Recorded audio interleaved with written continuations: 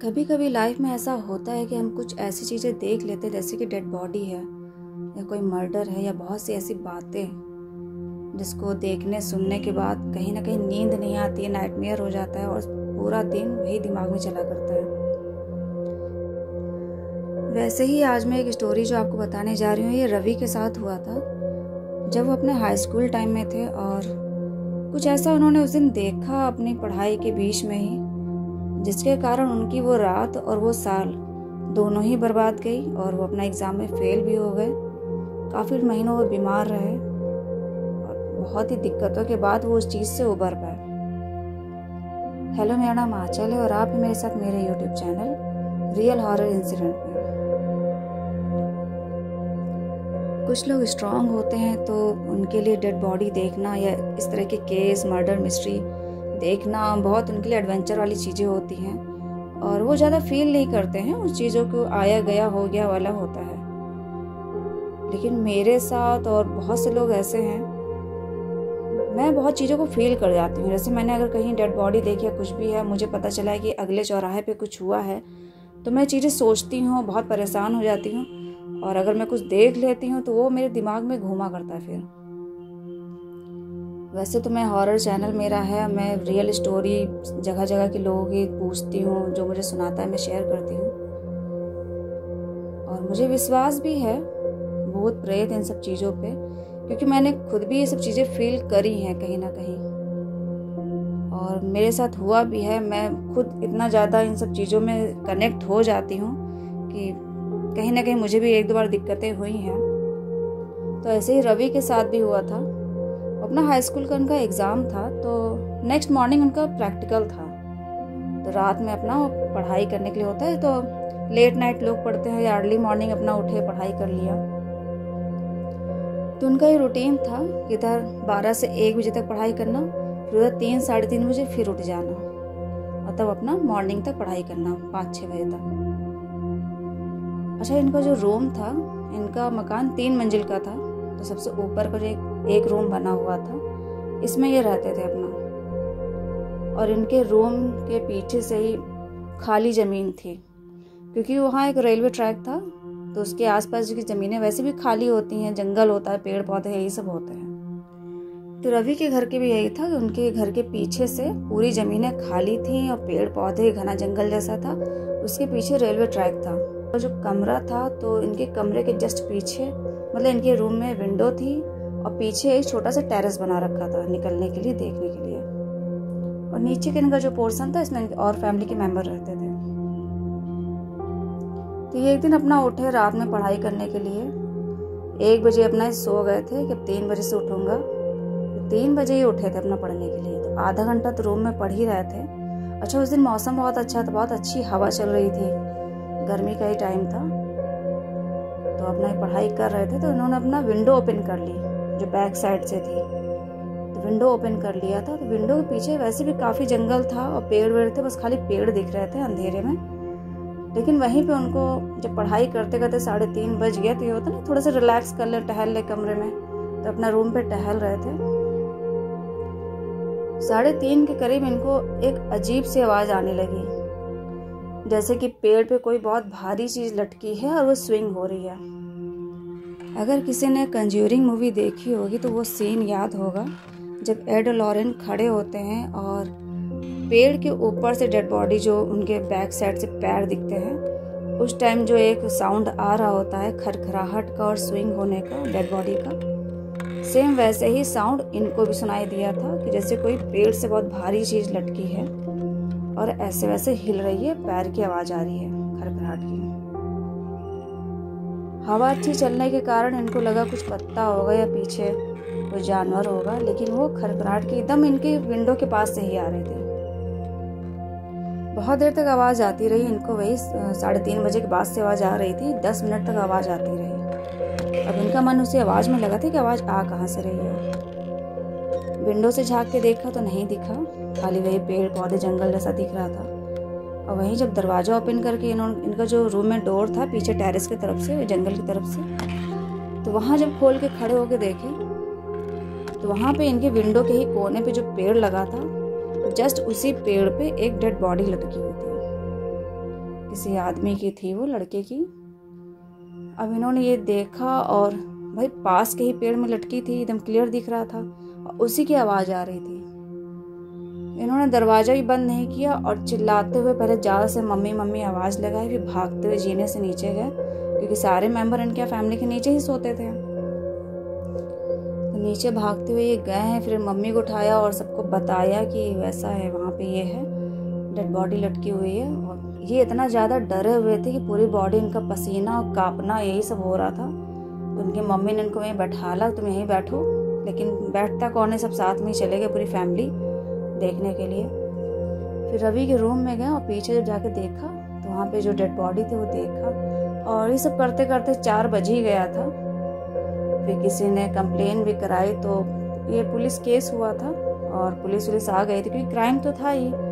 लड़के की पहचान करी गई तो लड़का पता नहीं कि कहीं का था, उस मोहल्ले का नहीं था, और 30-35 साल का जो भी लड़का था वो था।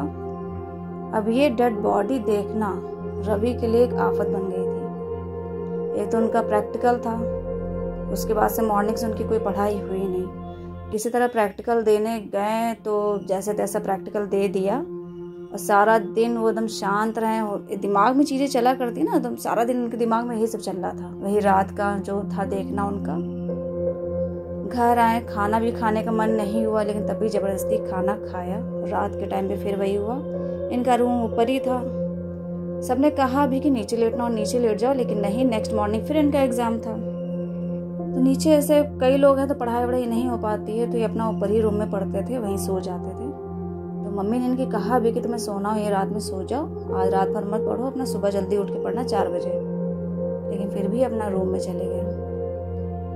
ये डिसीजन शायद उनका गलत भी था, क्योंकि अगर सारा दिन दिमाग में चल रहा है तो उस जगह से थोड़ा सा अवॉइड कर जाओ, उस दिन नहीं सोना चाहिए था।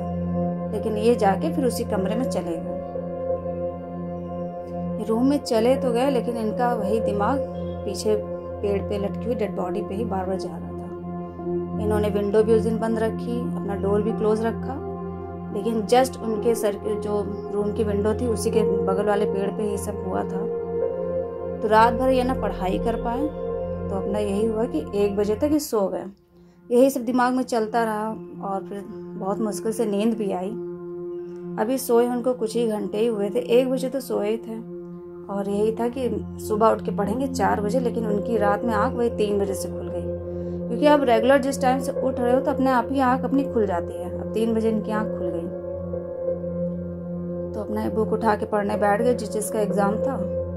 लेकिन उनका पढ़ाई में बिल्कुल मन ही नहीं लग रहा था, क्योंकि वही दिमाग में आवाज़ गूंज रही थी डेड बॉडी के स्विंग होने की।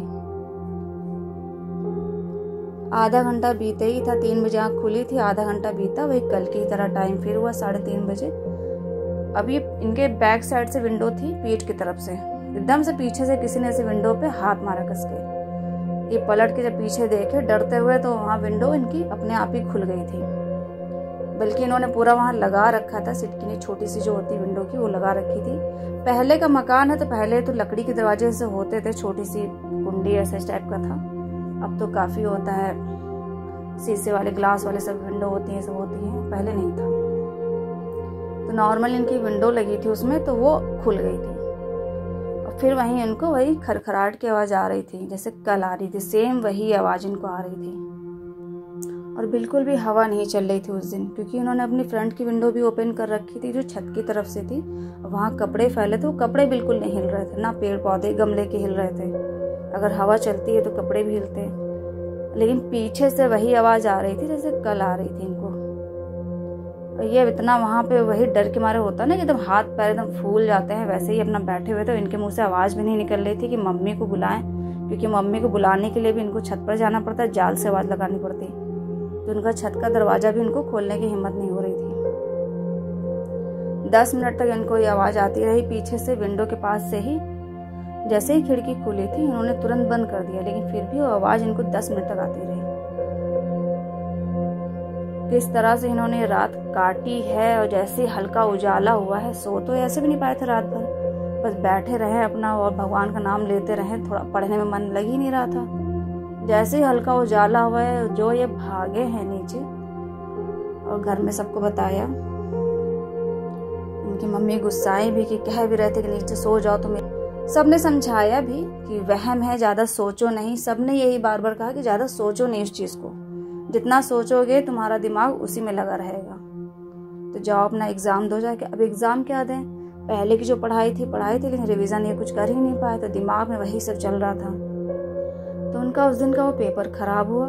नेक्स्ट और भी जो उनके एग्ज़ाम पढ़े थे वो भी सब बेकार हुए, क्योंकि ये पढ़ ही नहीं पाए। इनको इतना फीवर चढ़ गया, इस फीवर के चक्कर में पहले बार तो लास्ट के 2 एग्ज़ाम भी नहीं दे पाए हाई स्कूल के, और जो देकर भी आए थे वो भी सब बेकार गए।